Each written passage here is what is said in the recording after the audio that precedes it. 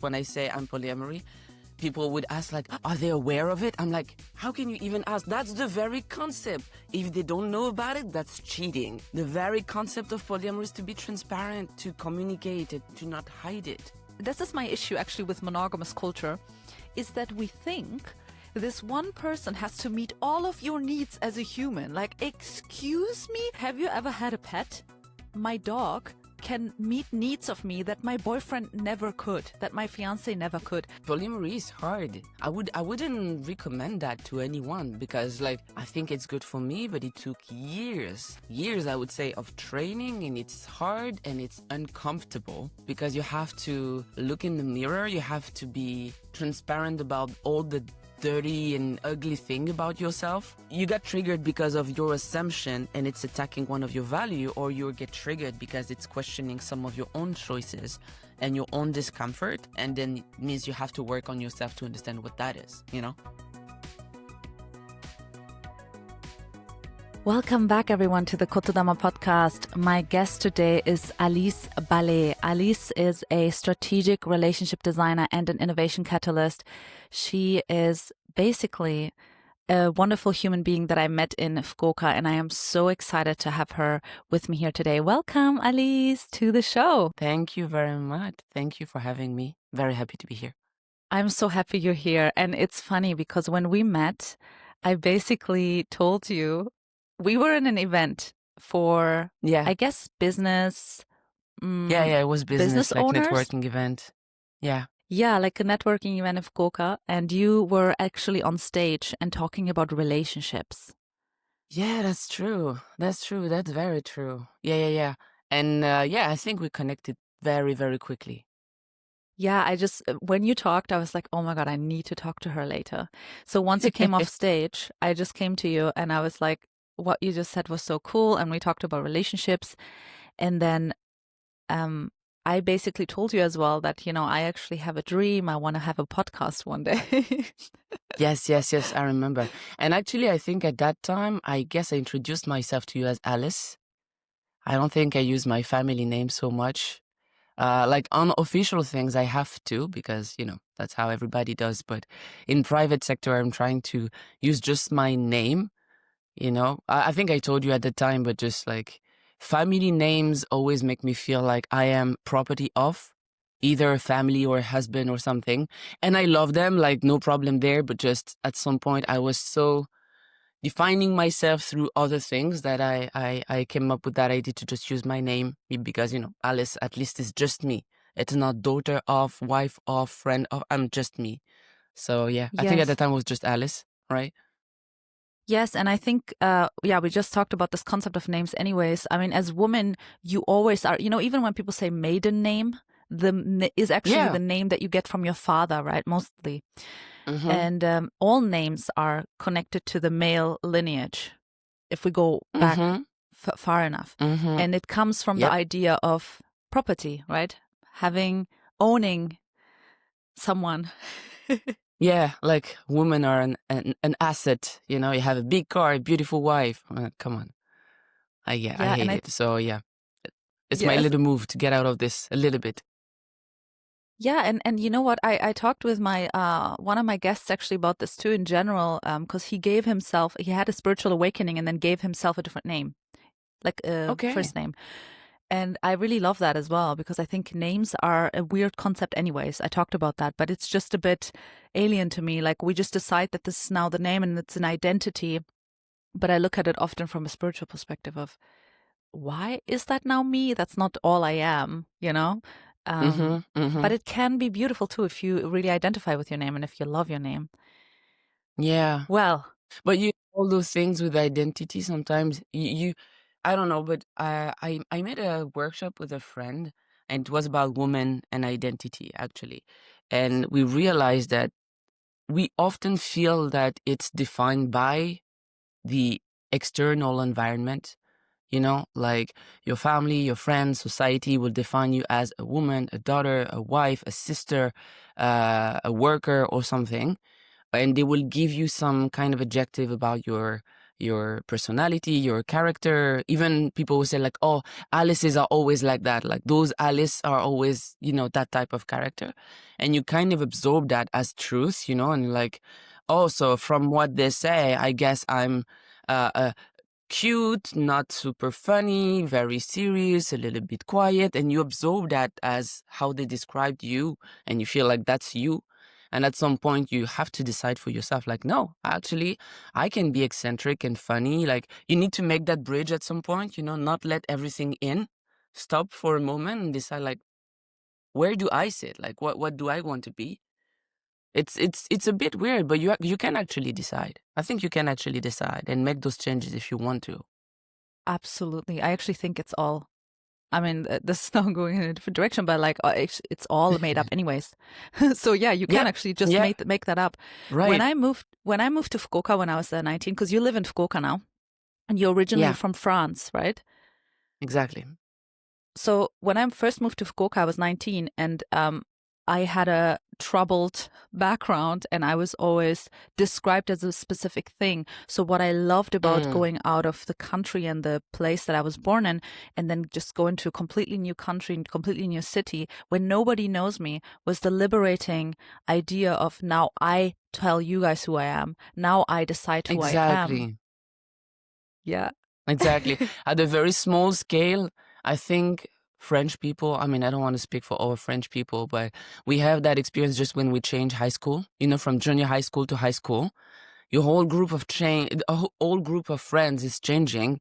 And this is the opportunity to change how you dress, how you behave. You can, adjust a little bit your social performance and maybe try to realign your social performance with whatever you want to be. You can try new things, behave differently. I think it's quite of the same. And I had something similar when I switched from France to Japan, from Japan to Brazil. It was my performance as a woman, the feminine performance. In France, I was described as that type of woman, not in a positive or negative way, just like descriptive. My feminine performance was very specific. When I arrived in Japan, compared to the woman performance in Japanese standards, I was loud and a bit too much or things like that, So it's interesting because you can see that your performance is not seen in the same way depending on the culture you are compared to. And I was like too tall and too big and all of that. And then I switched to Brazil.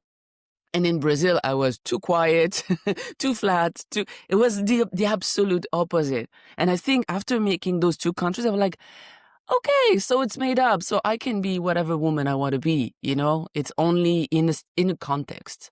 So that doesn't mean anything anyway.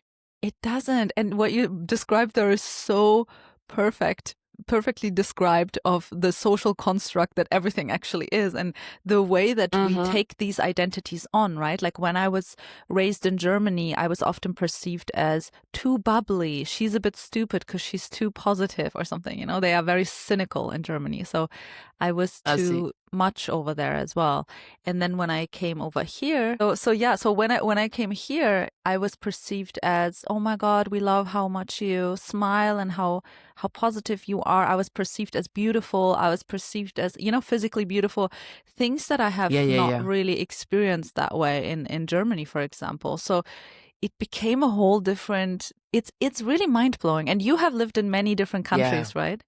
I mean, I visited many countries. I lived in 4: Poland, Brazil, France, Japan.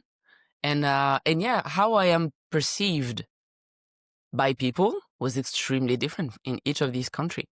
So after, realizing that, you're like, oh, okay, so it doesn't define me. It's just a perception in a specific context.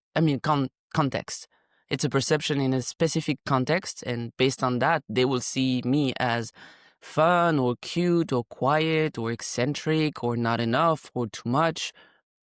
So at some point, it helped me to, disconnect a little bit from these feedbacks. Yes, I love that. That's a gift of being an expat as well. But see, I invited you here today specifically because I wanted to talk about the way that you view relationships.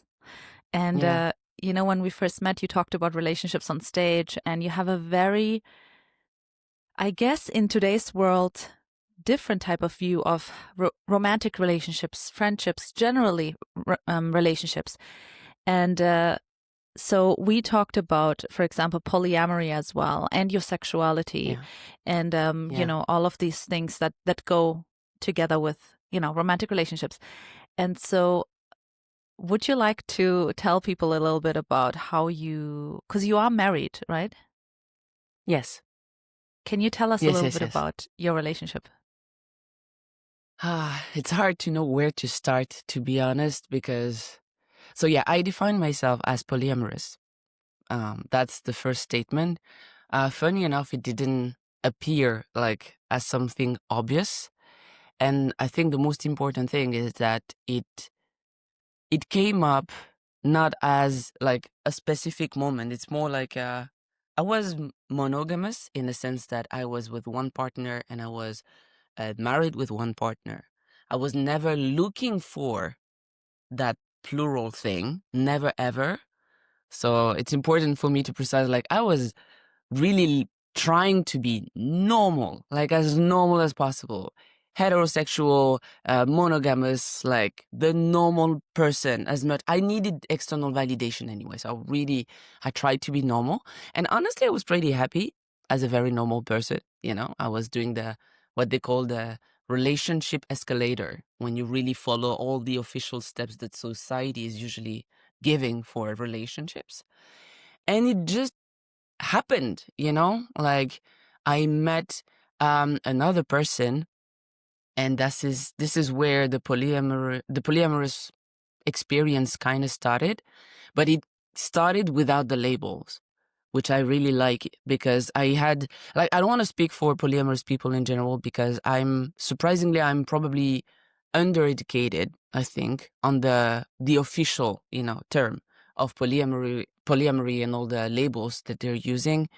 um but after 1 year, 2 years living that experience with a third partner, and realizing that I have this ability to build an intense, deep emotional connection with more than one person, and realizing at some point that if I'm trying to push that in the box of friendship, I will actually lose a part of the experience. This is where I started to accept that concept of polyamory and say, like, maybe, yeah, it's not fair to consider that person as friend. So this is how it happened, more or less, you know? It came from the experience. It didn't came from the label. It didn't came from the education. It just came from the experience. I had the chance to meet another important person.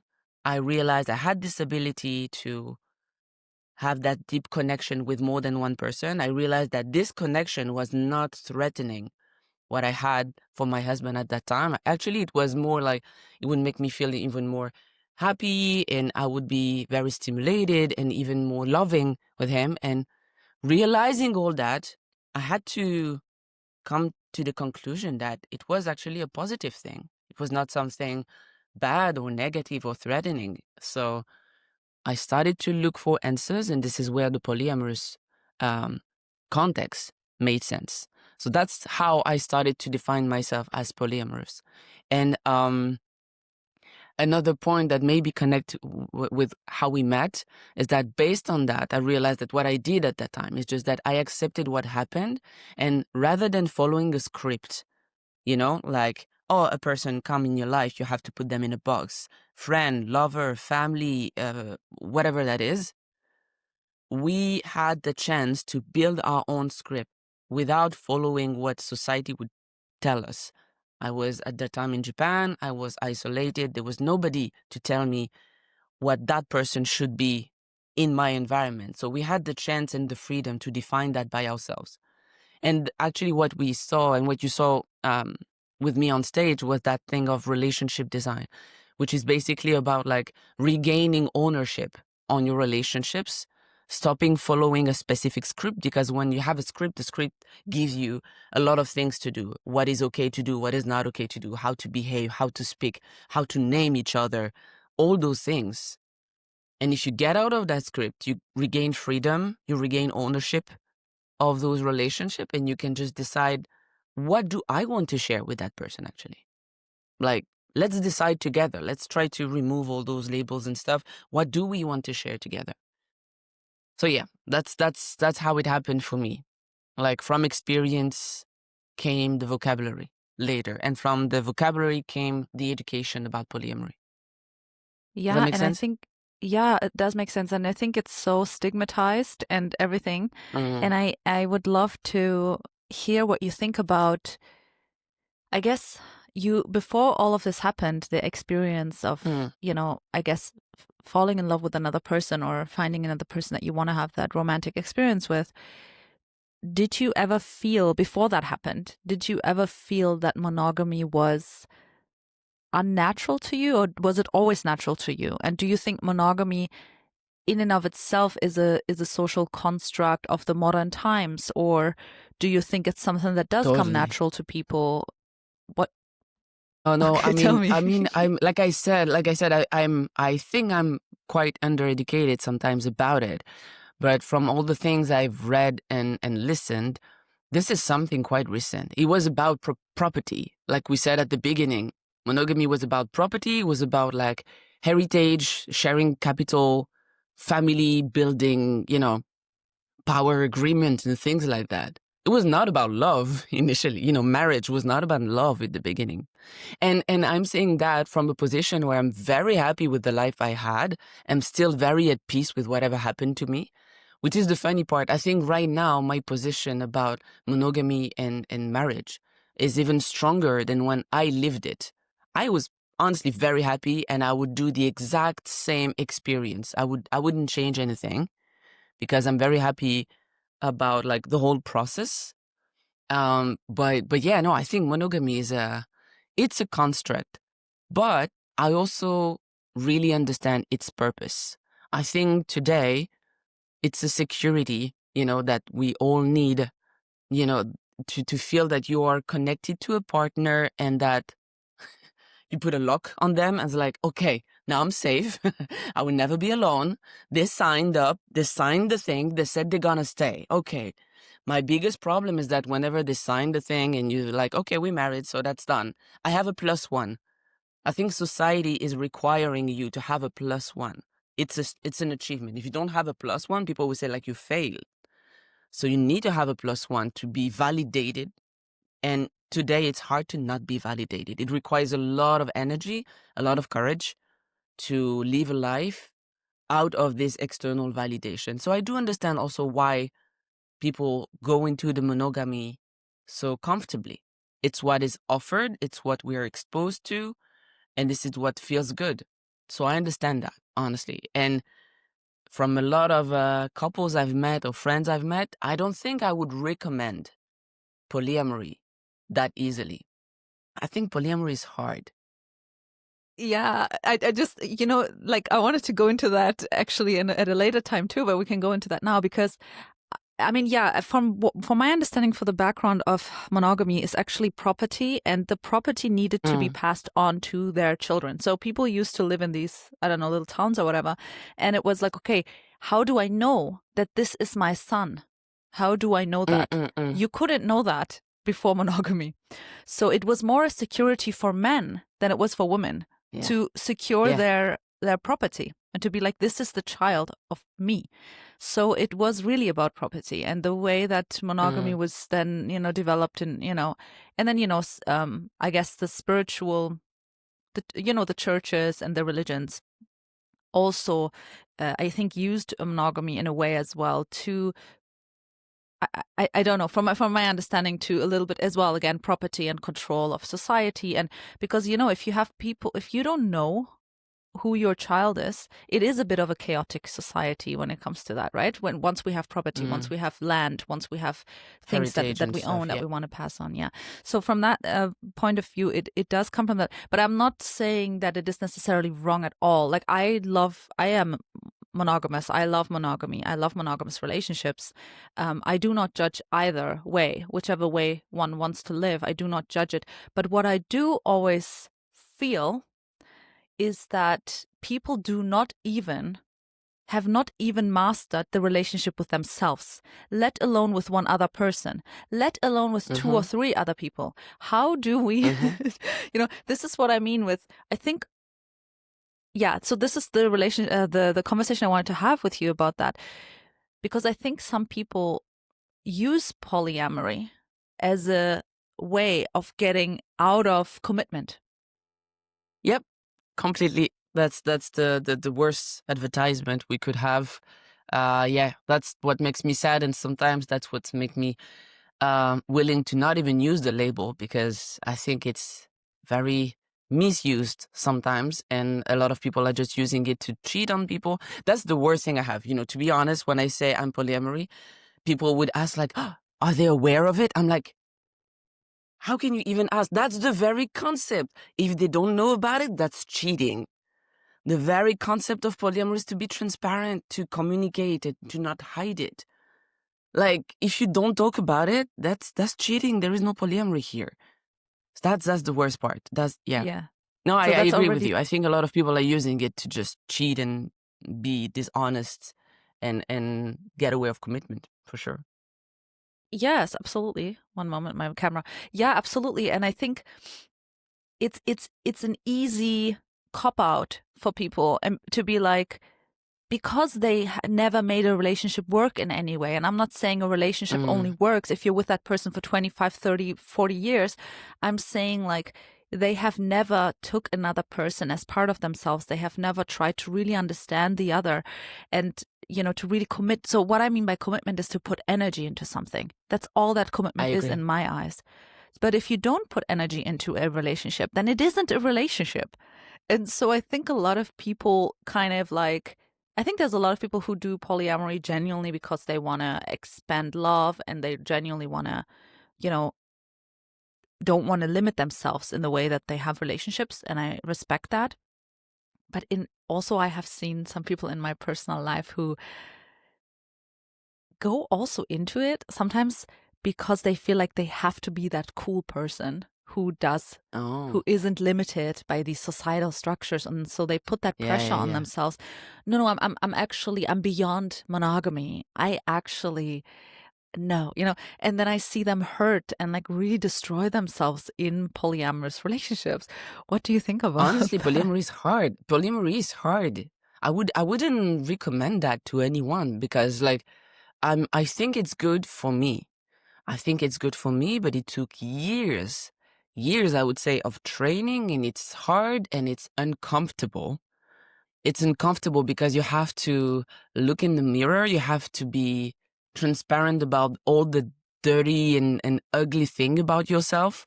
You have to be very communicative about your insecurities, your need for attention sometimes. Like, you have to be really honest about this. You have to say it. You have to sit with your discomfort when your partner wants to see someone else or things like that.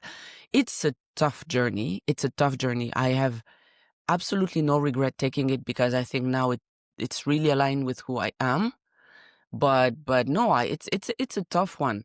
And I think it's tough to do it well, because it pushes you to master a lot of skills that we usually underestimate, and that we don't really push ourselves to work on, on a daily basis, which is all I said, like this discomfort, this ability to look at your insecurity and go through it anyway, and all of that. It's hard. And I think people are doing that sometimes just as a reaction, as a societal reaction. Like, I'm not that kind of person. Like, if you ask me, I'm not against monogamy at all. I have no problem with that. I was a very happy monogamous person, and I have no problem there. And I really understand what people would stay in monogamy and not try anything else. And I don't like when polyamory is seen as lesser relationship.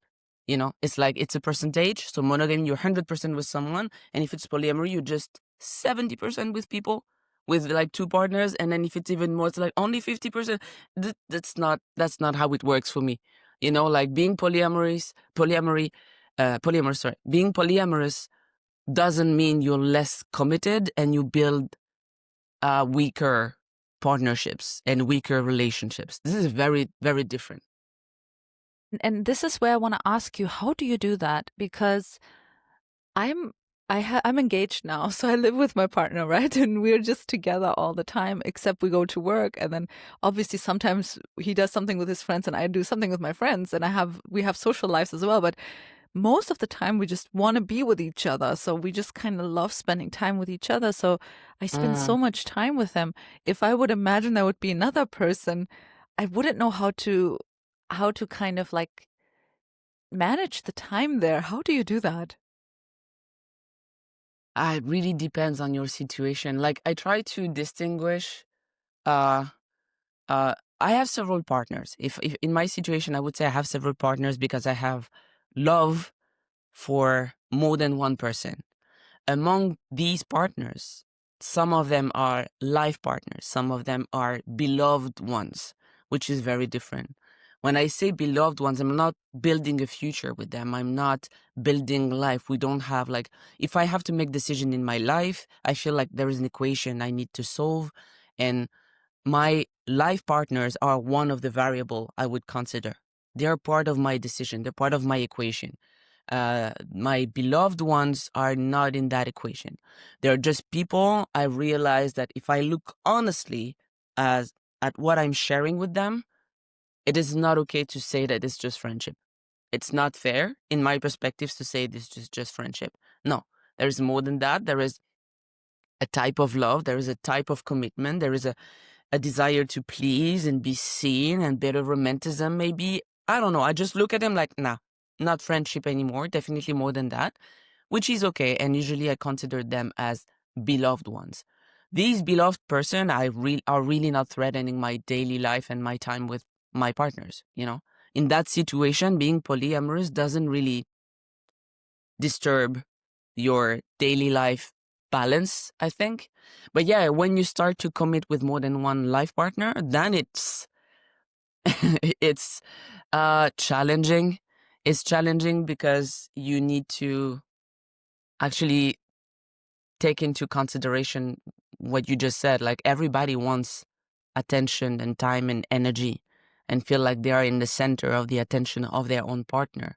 So I think in that situation, polyamory can only happen when you generally live in a different way. I think some people right now are monogamous and living in a different apartment.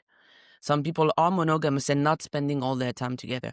I think it's if you are one of that type of person, then you can feel comfortable, I think, with polyamory. But if you are like fusion type of partner, then it's more difficult. I honestly think it's more difficult. It's not impossible, but it's more difficult. Yeah, and again, there are so many ways. There's so many angles I want to go at it, Alice. So Yeah. please bear with me while I put my thoughts together. And obviously, I'm not judging you at all. Genuinely, I don't. I think I from a know, I spiritual, know. honestly, I'm a very spiritual person, and I actually believe, this is my personal belief, that in the future there will be no monogamy. But I'm talking like 1,000 years later. I'm talking about Yeah. when we have ascended in a way where we understand where almost jealousy is impossible because we are on such a high level that we do not feel these feelings anymore. I don't think that we are there yet necessarily as a collective, but I do think for some people it works. And what I wanted to say for that as well, obviously for everyone who's listening, they can tell immediately when you start talking. You are a highly intelligent, like not just intellectually intelligent, you're a highly emotionally intelligent person and very in tune with your feelings, your thoughts. And I think this is one necessary ingredient that has to be there specifically in polyamory, because if you're not open, it sounds to me like that. If you're not open to talk about your feelings, you're maybe this Clearly. jealous feelings, or maybe I don't get enough attention, or maybe this other partner makes me feel a little bit uncomfortable. You have to kind of bring that all the time, right? You have to bring that, put that on the Yeah. table and be like, hey, Yeah. partner A, for example, this is how I felt about, this partner B over here, or this is how I'm feeling. So would you agree that everyone involved needs to be on this level of really looking at themselves and really being able to express? Completely. Completely. It's actually a very good training because it pushes you to articulate what you feel, not just with blunt emotion. Like, I'm jealous. Okay, about what and why and in which context exactly? And there's very, very good content online if you look at polyamory. Like, sometimes you realize that you have some rituals with your main partner and you're jealous when another person is sharing the same ritual with them. And you realize you're not even jealous when they get introduced to their family. So the family is actually not really in your map of discomfort, but your core ritual with your partner are very important to you. And whenever you feel the discomfort, you have to sit with yourself, and say like, okay, wait. I feel bad right there. What is that? What is that? What is that about? And you have to articulate it so that you can come up with your partner and say like, actually, I felt this uncomfortable because of this precise thing. And the second point that is interesting here is that you can be polyamorous without mastering everything and every emotional skill and stuff like that. We're human. So sometimes we're not yet at that point where you master it and you're comfortable, but it's okay. You can just say like, you know what? I didn't really like that. I wasn't comfortable with that. I'm not asking you to change it, but I'm getting there. I'm getting there. I will need more time. Can you help me? Like, I want you to be free enough to do that type of things, but I'm not able to live it like in a comfortable way yet. So can we go slowly? Can you accompany me there? So there is a real gap between who you are right now and who you want to be, and be aware that you will need time. You need to decide. Like, there's some discomfort. You can be completely clear that you don't want to go with it. Like, I wanted to precise that, by the way, but you being polyamorous doesn't mean feeling romantic and sexual with everyone. Because again, that will depend on how you define your relationships. Because platonic relationships are totally valid. Like, non-sexual relationship doesn't mean invalid relationship. And some people are aromantic. They don't feel that infatuation, which is completely fine. You can be in a relationship and can be valid without you having all the butterfly in the belly and all those things. It's completely okay. And so when you're uncomfortable with things, you need to really identify what. And if you're uncomfortable, like, you know what, I'm okay for polyamory, but I'm not okay with like fully open cross relationship where my family meets their family and the family of your partner and everything is shared. Like, I'm not ready for that. And I don't want to go there. It's okay. It's all Yeah. about like agreement and communication. Being polyamorous doesn't mean like you're super powerful and you're okay with everything. No, that's actually one of the biggest like danger, I think, when you try to be polyamorous and you pretend you're okay with everything. That's when you hurt. For me, that's when you hurt. Yes. Yeah, and I have seen that in some friends of mine who have entered those relationships just because they thought they had to, and they had to be above monogamy. And this is Yeah. where I just want to say, you have to be so honest with yourself in any relationship, actually, in any relationship ever, in any friendship, in any romantic relationship, in any constellation of anything. You have to actually look at yourself and be like, do I feel comfortable in this? Is this something that rings true to who I am? And it's okay if it's a no. It's okay if it's a yes, right? But Exactly. you really have to be honest with that. And I think what I wanted to ask you too is, what are the rules there? Because you said agreement, right? And I think every relationship needs to have agreements and rules and like boundaries. Otherwise, Yes. if we don't make them, I believe if we don't make our boundaries seen and heard, they might be crossed, and there might be things that happen that are just painful and could be avoided. So what I like to do in my relationships, basically in any relationship, even like my friendships, if I see something that I feel like, oh, there's actually boundary violation for me, I really bring it up quickly. I'm not really afraid of confrontation, which can be annoying, I think, for my friends. But I really bring things up quickly. But it happens, of course, when we talk about platonic relationships, it's less jealousy involved. It's less, for me, like I don't really I don't want them just to myself as I want my partner, for example. So in that specific way, especially when you come from different cultures, which I'm sure you have, interracial relationships, intercultural relationships, things are so different. Like, there is no common sense ever. Like, honestly, in the today's world, I always tell people, just forget about common sense. Just imagine the other person doesn't know at all what you mean and where you're coming from. Exactly. Right? I agree so Right? much. Yep. Yeah. And so what I like to do is I like to really talk about the details. By the way, Yes. this is my boundary. This is what cheating means to me. This is what cheating means to me. Even this thing means cheating for me. Like, I'm very, very specific because, like, I don't know what the other person considers what. And so, Right. right? Or like for me, I have many guy friends, like friends who are men and just genuinely platonic. And I just love my guy friends. But that's something that my partner needs to be comfortable with. So I'm very, very specific on that too, right? Like I like to talk about everything. So how do you deal with these agreements and these like things like, does it happen that, for example, person A has this type, you have an agreement with that type person, but with the other person, it's different? And is there sometimes like I don't know how to explain it, but a thing where it It contradicts doesn't each match. other? Yeah. Yeah. I think it can happen. Like, this is very funny. But first, 100% agree. I think like communicating about everything is important. I didn't get like so many, uh, it's not so much mixes of culture, but for me, I had a lot of neurodivergent friends. And either on the ADHD part or autistic part. So when we are close to neuroatypical people, you really have to forget about common sense. We are sensitive about different things. We are committed about different things, so you have to tell it all. And I realized, like, in that situation, I'm really like, I'm a people pleaser. So I really have to be careful and explain to them how I work so that they explain to me how they work, and we can try to find a compromise there. And at some point we almost wanted to make a written contract. It's not a contract because I don't like the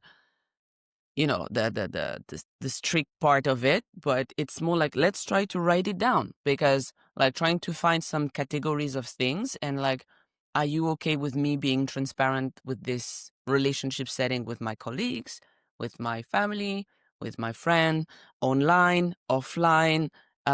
What type of gesture? Is it okay to go to their place? Is it okay to have them in my place? Is it okay to have them in our room, in the living room? There's a lot of details you can go through. I think it's good to have an attempt to cover it, but you will never be able to cover it all, because I think even as a person, you cannot be aware of things that will trigger you because you never had the situation. It happened for me the very first time when one of my partner fell in love with someone else. I'm like, okay, I think I'm going to be comfortable with it. I think I'm going to be okay with it. But let's see, because it's the first time. And you cannot take a rule from one relationship to another. You can be very comfortable with specific type of action with one partner and doesn't work the same with another one, which is weird, which is something I discovered lately. I'm like, oh, surprising. I think it's because, your feeling of security and feeling of validation and attention works in very different ways with different people. So you can make a kind of agreement as much as you can, being aware that you will never cover it all. And it's okay if sometimes they're going to do something. This works for everything. I mean, polyamorous relationship or monogamous relationship. You're going to realize when it happened that, like, actually, I don't really like that. I don't really agree with that. And I didn't say it before. And you don't have to just silent it just because you didn't, it wasn't part of the contract. You have to talk about it even if it was not part of the contract. Like, oh, by the way, actually, I realized that this is triggering for me too. So let's sit together and talk about it. And about contradiction, you know what? I was extremely stressed about that point, because I'm a people pleaser. So I'm like, oh my God. So if they want that and they want that and it doesn't match, what would I do? So I was very, very stressed about it because I want everybody to be happy. So it's exhausting to be people pleaser and polyamorous. Let's be honest. It's exhausting. But the most mind blowing moment I have is when I realized that since my partners, they love me truly, when there is a conflict of things, I can actually bring it up and talk about it. I'm like, wait, I'm sorry, because sometimes it's very technical, logistical part. Like, that day, this person wants you with them because they have something important happening and they want to have like, I don't know, specific coffee time, or they want to introduce you to their friends or something. And at the very same time, you have another partner who wants something also very important. They want you to be there that day too. And you're like, oh shit, should I make a priority or things like that? My answer to that situation was like, no, I bring it up to them. They want the best for me and they know that I will be stressed in that situation. So we try to go a little bit deeper into what they need at that time. Okay, you want me there because of what? Because of that specific timing is very unique and the opportunity will never happen again. You want me there because those friends are really important. So maybe we can actually plan something different. You want me there, you try to go a little bit deeper, and you do the same with the other partner. You want me there, not specifically for that day, but you want me there because recently you want to feel more connection. You want us to have more time together. Okay, we can maybe switch for like a night date. Maybe we can switch for like something that will be very meaningful to us, but not the exact day. Or maybe we can switch like morning and afternoon. This is not the funny part, to be honest, because at that time it's just about logistic. And people would feel like, oh, polyamorous is annoying because of that. But actually, if you have like a lot of friends and you're very committed to your friends, it would be the same. When you have like several kids and you want to give them specific time to all of them, then you're gonna have to get like organized with your time, your attention, and your energy. It's the same. But yeah, what I want to conclude, what I wanted to say is just that if they want the best for you, it's okay if you just bring it up and you say to them like, there is something that doesn't match there. I need your help to find a compromise. And Yeah, if they are in a relationship with you, they want this to work. So they're ready to find a compromise. yeah, and this is again, we're talking about real open, emotionally intelligent communication, bringing all your feelings onto the table. You know, guys, this is like a masterclass of expansion. I really believe that on this planet we are here to be ourselves, have relationships, explore life, as a human and everything. And I think that relationships, specifically romantic relationships, because they feel the most intense to us, are the biggest opportunity for us to expand our consciousness. So what I mean by that is our romantic relationships are the ones that are going to trigger us the most. They are the ones that are going to push us the hardest and make us realize things about us the most. And I think that they are the biggest opportunity for us to expand as a human, to grow, to learn from this life.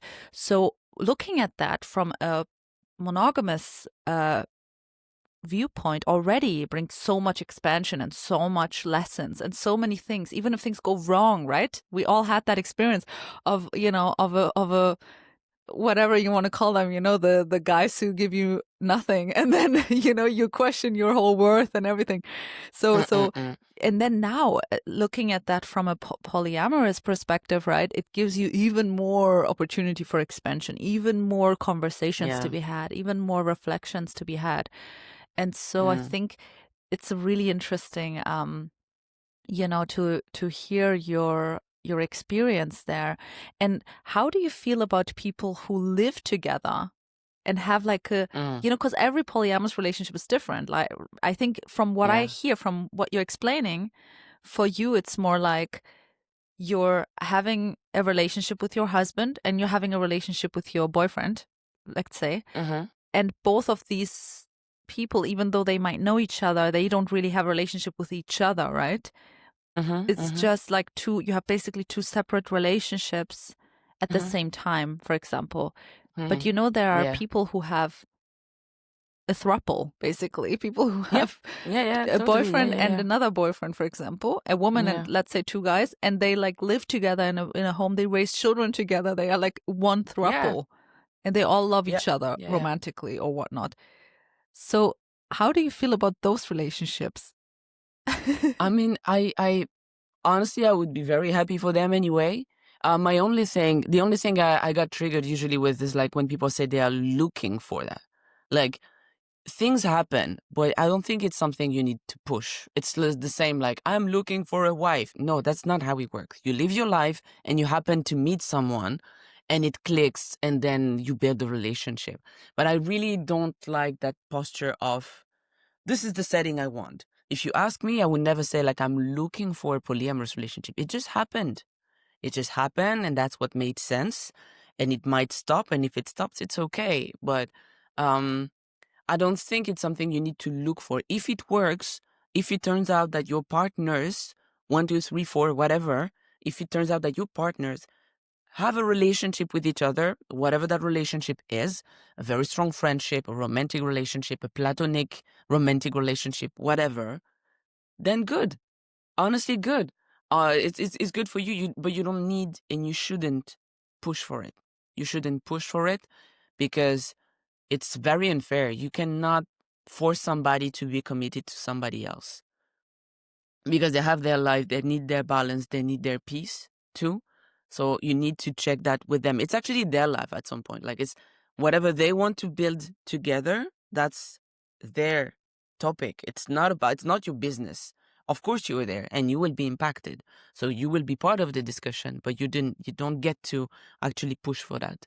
So that would be that for me. And actually I was looking for a book that I have.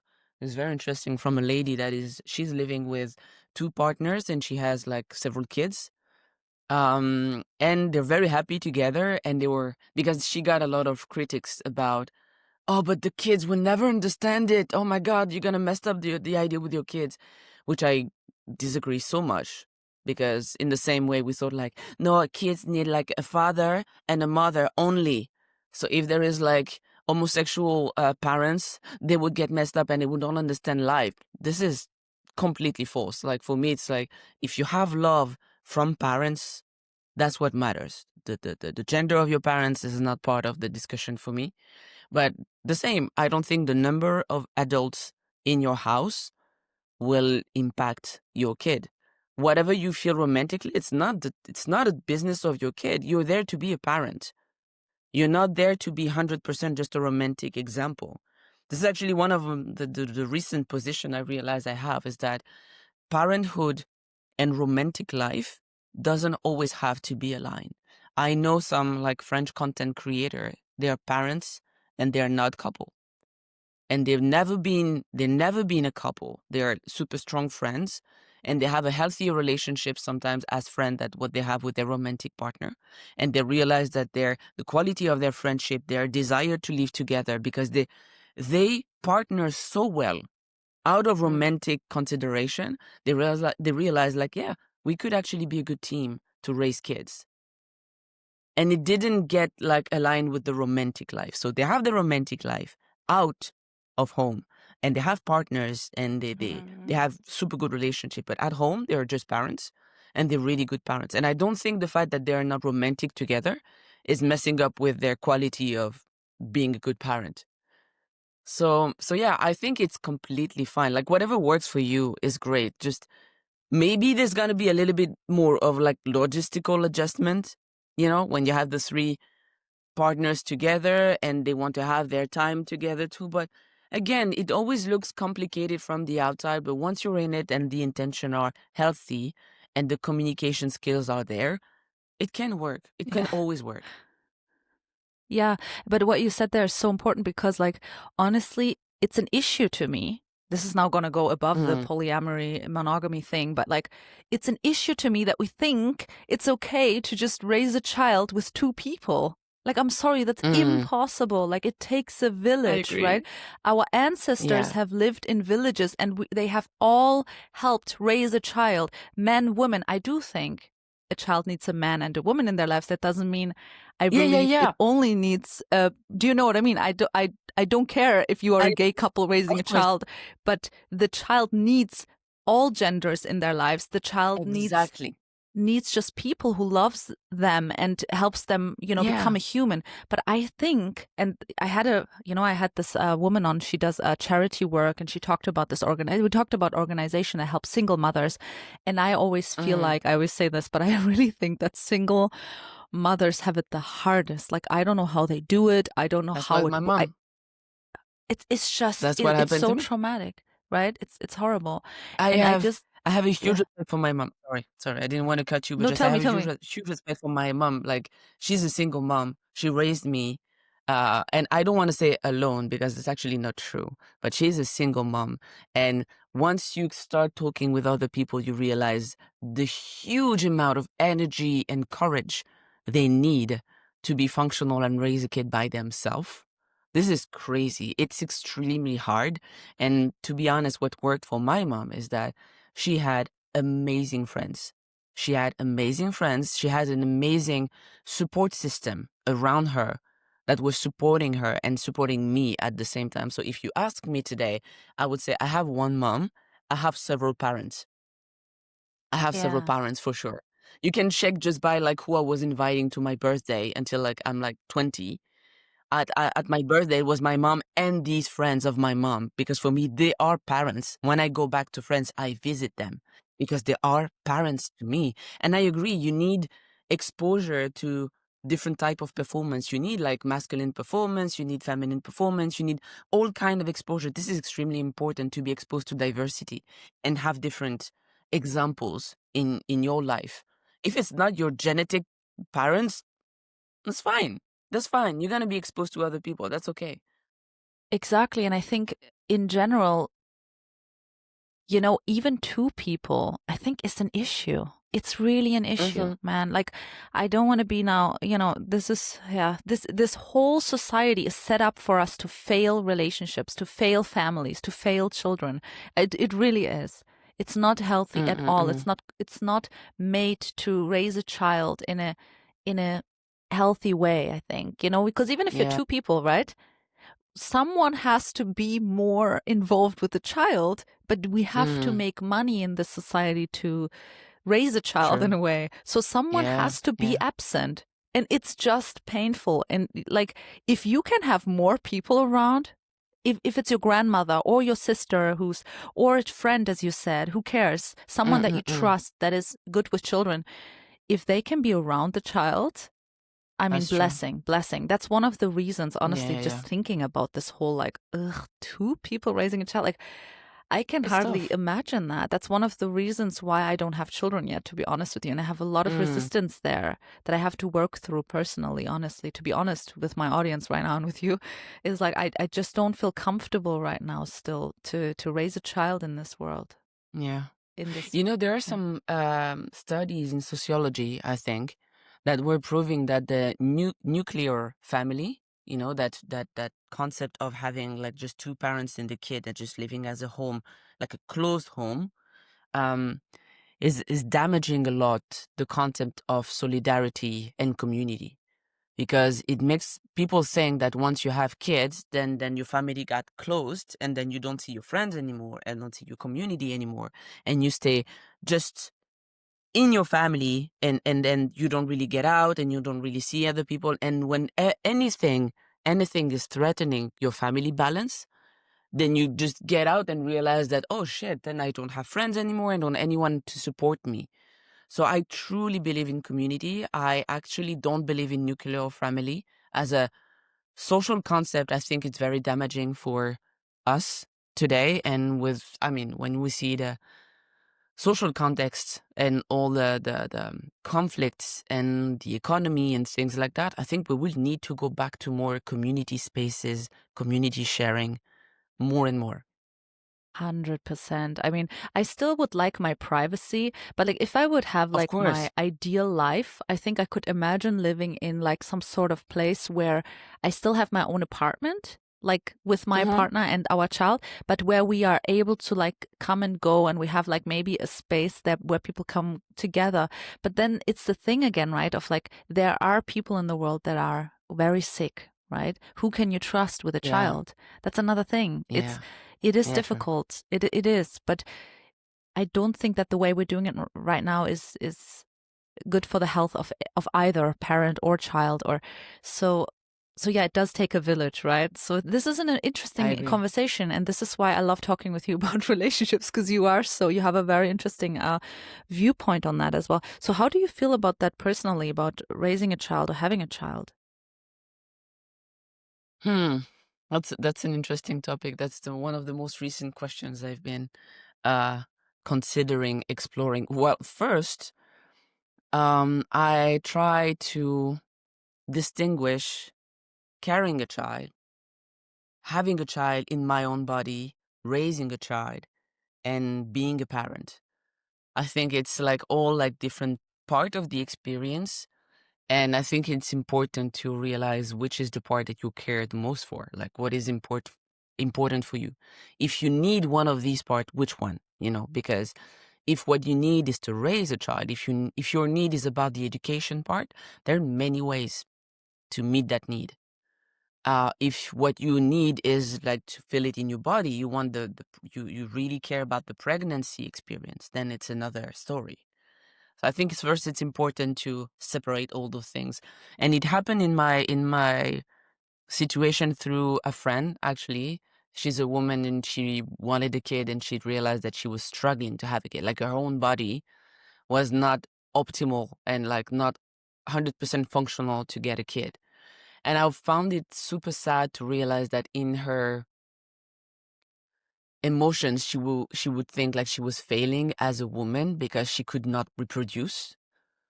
It's like I'm failing as a woman because I cannot be a mother. And I'm like, no, because you cannot carry a child, because you cannot be pregnant, doesn't mean you're failing as a potential mother, doesn't mean you're failing as a potential woman. So I found that important. When I saw her being so sad about it, I felt a weird anger because I was like, no, that's not fair. You're not failing at anything. You didn't get to decide if your body can do it or not. Why would you take it personally like that? And I realized that it's a society thing, but it pushed me to distinguish all those things. In my situation right now, what I feel is that I want to educate. I want to share what I've learned. I want to accompany an individual, from their childhood to adulthood and trying to support them to the best of my ability. That's what I care the most for. That's gonna be the important part. How I'm gonna do it, I don't know yet. Maybe it's gonna be by having a child. Maybe it's gonna be by supporting a child. Maybe it's gonna be by adopting a child. I don't know. It's not clear yet. I also know that right now my personal situation, I think I aligned with you. I don't think nuclear family is the optimal way for me to raise a child. This is not how I want to do it for sure. Um, so I feel like to consider having a child, I would need to build a stronger support system around me, like a stronger community, like a stronger group Yeah. of friends or of all ages. I'm not saying that just having people of my own age, but just I want to build more like safe and stronger community around me. And I think I would need that to consider it as possible to get a child. And sadly, I've seen a lot of people losing themselves in parenthood. Um, as like you just said, like starting a relationship, if you're not having a peaceful and healthy relationship with yourself, usually is a pretty bad start, you know. And I think it's the same for kid. Like a kid will be extremely demanding, and I'm 100% convinced it's a beautiful experience, and it's extremely important. You're not failing if you don't have kid for sure. I have many friends who decided that they will not have any kid, but I think to get into that experience in a healthy way, you need to have a very strong reading of your own need as an individual, because you're going to have somebody that will require your attention and your energy 100% of the time. So you will need to be very aware of like, okay, I am tired. I need privacy. I need me time. How do I get to organize that? It's going to be challenging to find your space, to find your time while having kids. And if you didn't train yourself to read that need quickly and have different options on how to meet that need, I think having kids will be very, very challenging. So this is where I am right now. I think it's very new for me to see myself as an individual, as a person. I always saw myself as a partner of, daughter of. So this is very new in my life to see myself as just a person and try to read my needs, my time. When do I need to retreat? When do I need to recover? And when I need to recover, what should I do? Do I need to go for a walk? Do I need to meet friends? Do I need to do art? I don't know. But I still feel too weak in those skills to see myself as a potential mother, because that kid will be my top priority. And if I don't train myself to read my own needs, I will lose myself. I don't want to switch my identity to be only a mother. I still want to be Alice. So right now I feel a bit too weak, too fragile in those in those skills to consider the experience of motherhood. Yeah, like it would be amazing if we could have that kind of society where you have much more community. People are so lonely, man. And like we both live Mm-hmm. in bigger cities. I mean, I'm in Tokyo, you're in Fukuoka. Fukuoka is still a little bit smaller, but still people live in these very capsulated them and us, Yeah, you know, that's like true. it's Yeah, in that's true. everything, it's in every fiber of our thing, so you know, of our, you know, society. Really. So it is difficult, and these are important things to talk about. You know, like the time is already crazy, but I wanted to still ask you, not to open a Yeah, whole go. different thing, but I wanted to ask you how, going back to the polyamorous relationship thing, specifically from a woman's perspective, you know, how do you deal with people who just put like the stigma on you as a woman? You know, I mean, we're already called sluts if we have Yeah, yeah. Whatever one we do, you know relationship, what I mean? you know? Yeah, Yeah, so like you can never, you can hardly win sometimes as a woman, right? Like, exactly. That was so my point. I was like, well, anyway, they will say it. Because you have a short skirt, they will say it. Because you see more than one man, they will say it. You know, I'm like, it's a losing game anyway. You know, they will, I mean, women will be the target. Women will be the victim. I'm sorry for saying that. I know it's gonna trigger some people there, but I, you cannot choose to care for that much. It cannot go beyond your own needs and your reality. So what I understood in that point, and I'm sorry, I just want to quickly go back to what you said before, because I think what your question was also like, how do I consider a parenthood with polyamory? And for me, it's kind of a non-topic because I don't think it's going to be an issue. If I think you can have an healthier environment for kids by being polyamorous, because you also push your communication skills, you push your ability to read your needs and being honest with yourself and insecurity and need for attention and things like that. Because you have to push yourself to make it work. If you truly are in a polyamorous relationship that works, I think there is no problem being a parent. I think kids are very aware of like recognizing the authority figure and knowing that there are other adults around. Kids are not stupid, honestly. I think it's gonna be fine anyway. And if I think about it too much, I can be like stressed and anxious about it. But usually what I try to say to myself is that I trust my partners. I trust their ability to communicate honestly. I trust about the fact they care. And having kids will be like a decision where, of course, there can be more than one person in the equation, but I would be very aware of who is having kids. If you're having kids and you have multiple partners, that doesn't mean all your partners are having kids. There's going to be a discussion to have like at that time. But right now I'm really considering myself like the question as at both level, my own level, do I want to be a mother? And then who is partnering with me to be parents, which is different question. So that was for the, yes, yeah, that was for yeah. the kid question. And about like other people's feedback. So I have empathy, honestly, for the people that are usually triggered by that kind of reality. Truly, when you say your situation and somebody is kind of angry and very reactive to it, usually it's a them problem. Probably means that something is going on their side. So at first, I was looking so much for validations. I would take it very personally, and I would think that I need to defend it. Right now, I think I don't. I'm still struggling there because validation is important and feels good, and we're all looking for it. And when you don't get it, it hurts. But I think I'm a bit more aware that right now when I see that kind of reaction, it's about them. And when I explained my situation, people are like, "Oh, I would never do that." I'm like, "Cool, never asked you to." Like, no problem. I mean, I'm just stating my reality. I love chocolate. You don't. I'm not asking you to eat chocolate. It's all good. Exactly. Don't freak out. I'm not challenging whatever you do, whatever you eat. I'm not attacking that. But it's a reality sometimes that just living out of a box, your very existence, your very reality is kind of um damaging the balance of their word, because you represent something that is so out of the typical pattern and the typical script that they see it as a threat. And it's tough. I always wonder why people are like going in the streets to say that gay people shouldn't get married. Like, why can that be your problem? Like, where does that need comes from, that you need to go in the street and say, like, we don't want them to get married? How is that your business? What is the impact on yourself? And that's usually the biggest issue. Like, a lot of people struggle to understand that, like, them getting married, what does that change for you? It's a true question. Me being polyamorous, what does that change for you? And if I'm honest, I would love to make more like study in sociology there or anthropology, because I think there is something.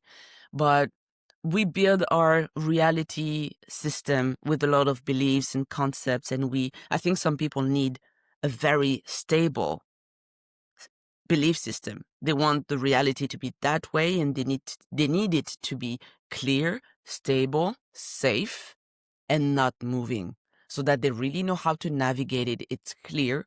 And if something fails, you can justify it by the system and say, it's not about me, it's about the system.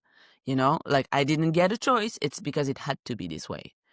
And sometimes I feel like people that are out of the box, whether it is because you're in an homosexual relationship or polyamorous relationship, or because you decided that you will never work in your life, you're going to have passive income because you hate the very concept of work.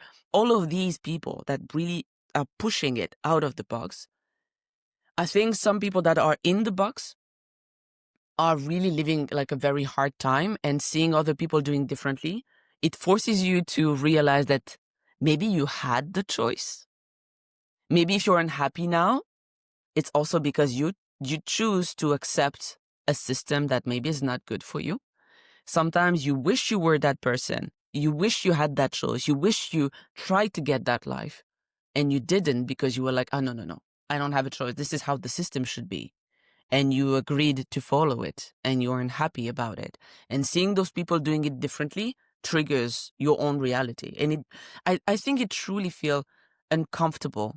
It truly feels uncomfortable and triggering and damaging and very like deeply confusing to be confronted with a reality that is so far of yours. And Yes. I have empathy for that, honestly. Yeah, and honestly, I can relate to that, because I used to be triggered by polyamory as well for a while. Like, this is like, I'm talking like years ago, but I used to be triggered by the concept a lot, because I used to be in a relationship that didn't meet my needs at all. So I was like triggered by the concept. It's hard to explain for me what exactly it was, because it's like a concept in my mind. So when I put it into words, it already loses its meaning. Do you know what I mean? But I will try to explain it. But it felt like I wanted this monogamous relationship so badly that just thinking about the concept of polyamory triggered me, because it was like, well, then I can have that person less than I already do, which it had nothing to do with my relationship anyways, the concept of polyamory. It was just like a concept that triggered me at the time, because I felt very insecure in my own relationship, to be honest with you. So once I got into a relationship, I mean, a lot of things happened, and I was actually not in a relationship for a longer time, and that was very cool and important for me as well. And I think during that time already, like, it triggered me less. And then, but now that I am in a relationship that I feel actually very secure in, it does not affect me at all. I mean, genuinely, it doesn't. And not in a positive way, not in a negative way. I just don't think anything of it. Like, I have my opinions for myself. Like, I couldn't do that at the moment that I am. I will never say never, who knows? But right now, it's not what I would choose for myself, because I know that I would cross so many boundaries within myself going in a polyamorous. It wouldn't be for me. But at the same time, I just respect it. And I think it's just important that people live in a way that is authentic to them and that makes sense for them. So who am I now, right, to judge you on your relationship that all consenting adults consented to. What is my right. business there Right. going in and like Yeah. questioning that for you? So yeah, I think many people are triggered, right? And I get it. Like we're all triggered sometimes by things, but Of course. it does exactly what you said. It questions people going out of the box in any way, questions your whole worldview.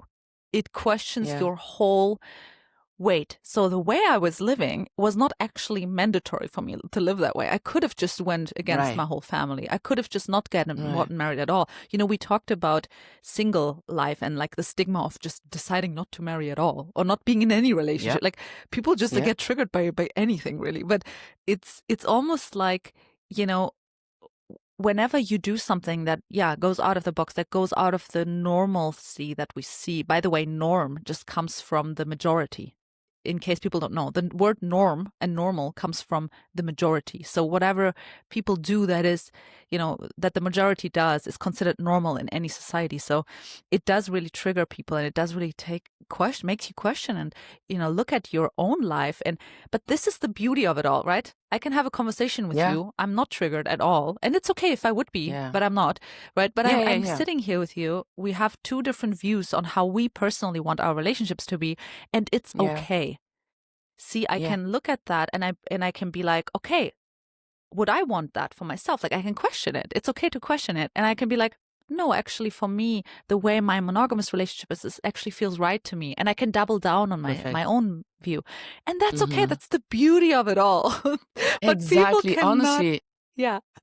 Sorry. I was just thinking that's the thing I wish for everybody, is just rather than taking the answer for granted through societal rules and societal norms, question it again at your own level. And if you come up with the same answers, like right now I'm monogamous, I never question it. Okay, then I learned that there's other ways to do it. And then the questions are like, do I want that? And then you came to the same conclusion. It's not, you're not at the same level at that time, because you get the answer by yourself. It's so much different. And I think we should do that for so many concepts, honestly. It's okay to get like, when we did that workshop, like with women, one of the lady was questioning her identity and everything. And she realized that she's 100% aligned with what everybody was saying about her, what society was asking for her. It's like, shit, I think I'm okay with everything. Like what they say about me is actually what I think about me. And I'm just very normal and very okay with that. I'm like, that's so precious. That's extremely valuable, because you get to the same answer, but you went through yourself to get to these answers. So it's very important. And I think when you're triggered by an external concept that technically is really out of your business, and I get that situation too. There are some realities, some people having like different ways of living, different ways of building relationships or living their gender experience. There are many realities that I still don't understand, are very, very out of my reality. But when I feel like emotionally triggered by that, I usually think it's probably because of two things. First, it's because I have assumptions about their reality, and I put in their reality some kind of like damage or attack on some of my core values. Like sometimes people will see polyamorous as a way to indeed avoid commitment or cheat on people. And they got triggered when I talk about polyamory, because they feel like, oh, those people are just trying to cheat and being dishonest. So it's because you have assumption about that reality without fully understanding it. And sometimes those assumptions are true. I mean, in the people doing polyamory, there's going to be that kind of people. There's going to be assholes everywhere, like in monogamy, in polyamory anyway. So it's okay. But you got triggered because of your assumption and it's attacking one of your value, or you get triggered because it's questioning some of your own choices and your own discomfort. And then it means you have to work on yourself to understand what that is, So that's how I experience it at my own level. So right now, when I see people being triggered by that, the only thing I can do is to not talk about in the position of polyamorous people. I am not the polyamorous people. I'm one person that happened to have that experience. So the only thing I can do is to share my own experience without asking people to agree with it, because I never ask anybody to agree with my experience. I would just share what happened to me. If you ask the old me, like 10 years ago, if I would be polyamorous, I would have said no, for sure. I would have said 100% no. I didn't even know it exists. It just happened to be. And yeah, I would share my experience. I would never ask people to agree with it. I would never push people to do it. What happened the most for me is when I just give my experience as a testimony, and I would see people think about some of their friendships and say, huh, if I look at it honestly, maybe that friendship is a bit more than friendship. And when we talk about that, when they say that to me, it's like, and that's fine. Don't push yourself in changing these labels and defining yourself as polyamorous just because you realize that one of your friends is so important to you that maybe this is a type of love. It's completely okay. If you feel like it, maybe talk with them. But that doesn't mean anything has to change. You're just looking at your relationship in a little more comfortable, honest way, and realizing that maybe it's a little bit bigger than the friendship box that you were considering.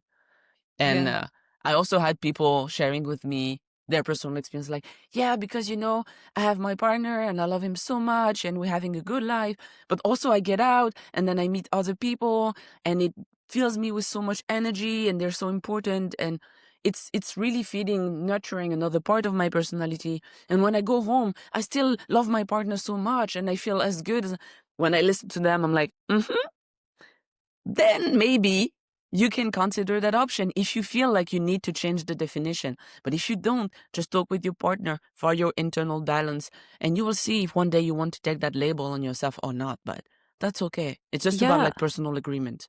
Yeah, and like honestly, like it doesn't even have to be romantic. But what I think many people miss in relationships anyways is, this is my issue actually with monogamous culture, is that we think this one person has to meet all of your needs as a human. Like, excuse me? Like, have you ever had a pet? This is impossible. Like, for example, like my dog can meet needs of me that my boyfriend never could, that my fiance never could. My best girlfriend can meet needs of me that my fiance never could and never should. Of course. I agree by the way, so much. I really believe in like men and women though. Like, I'm not judging anyone who identifies as whatever, but like I really think men are not necessarily like women are. I feel like spiritually and like we are just a bit different. So for example, I feel like with women, I can have a whole different conversation, a whole different meta like vibe than I can have with men. And I love both sides. I love both. I love men and women, but like, why would I ever expect my one partner, doesn't matter if it's a man or a woman, right, to meet all of these needs that I have as a human? That's really sick of us. And I really have to like sometimes look at myself there and be like, am I expecting right now of my fiance, of my male Japanese fiance, to meet a need that actually only a specific type of woman could meet as my friend or something, So it's just like to really take what you need and give what you need to give, right? In relationships, it's a give and take, instead of just being like, no, this one person has to be my everything in every moment of every time. Like, exactly. No. I agree so much. And if I'm truly honest, I'm taking the label sometimes of polyamory, but I like also to push it away and just say, like, the way I see relationships is more like, just try to be a bit more honest and be aware that you need more than one person. Everybody needs more than one person. You cannot find everything in just one person, which is okay. So you try to open yourself to other person. You honestly take care of this relationship, because that's the thing. Monogamous culture also pushes people to focus on their partner only and underestimate and reduce the care you have for your other relationship. You start to be in love with someone and then you don't take care of your friends. You don't take care of your, this is very important too. So for me, it's more about like, be aware that you need more than one relationships for sure. Be honest about what is in that relationship. That doesn't mean you have to change the label, but take care of them, because it's not only about your one partner. It's about all the person that are important in your life and that are meeting your needs.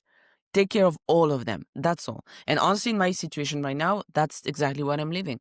I have more than one partner and more than one type of love in my life. They make me feel happy. My boundaries are respected. I am so lucky that I had the chance to meet more than one beautiful person. I see people that spend their whole life trying to meet one person that will be important to them, that will share love with them. If I meet more than once, why should I refuse that? I would just find a way to make it work.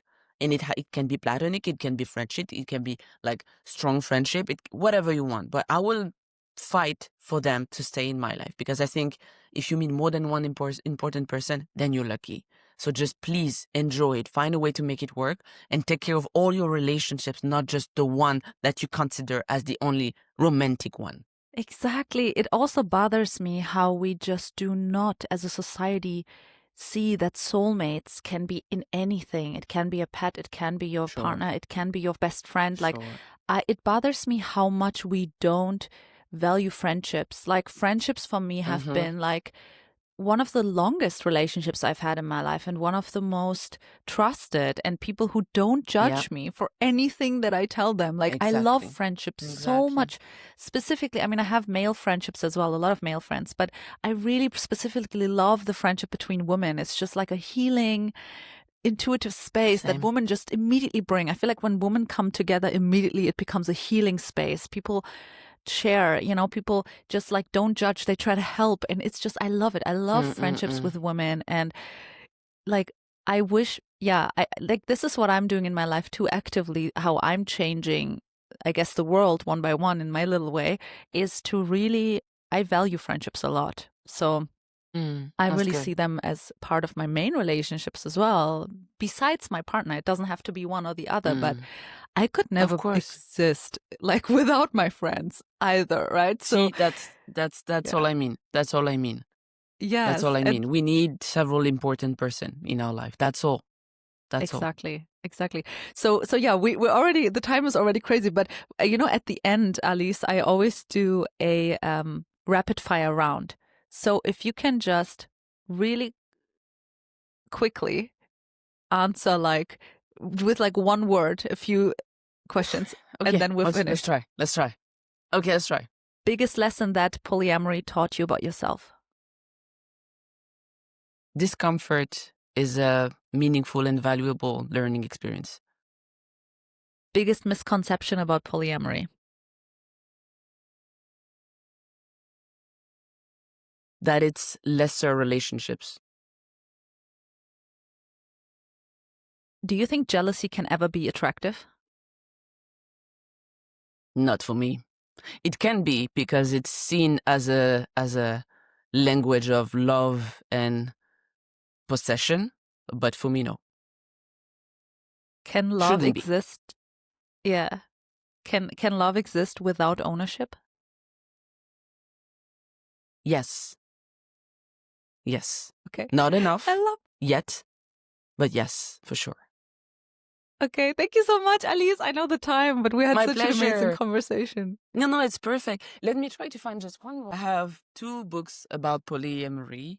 One that is in English, it's called Monogamy in That Economy, like interrogation.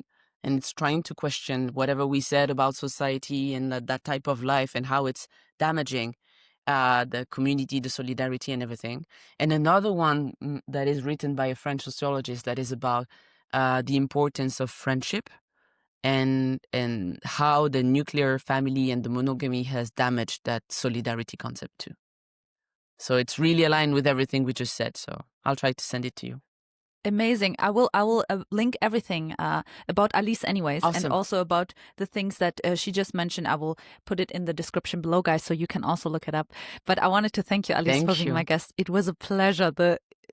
I knew this conversation would be, I knew it would be amazing. So thank you.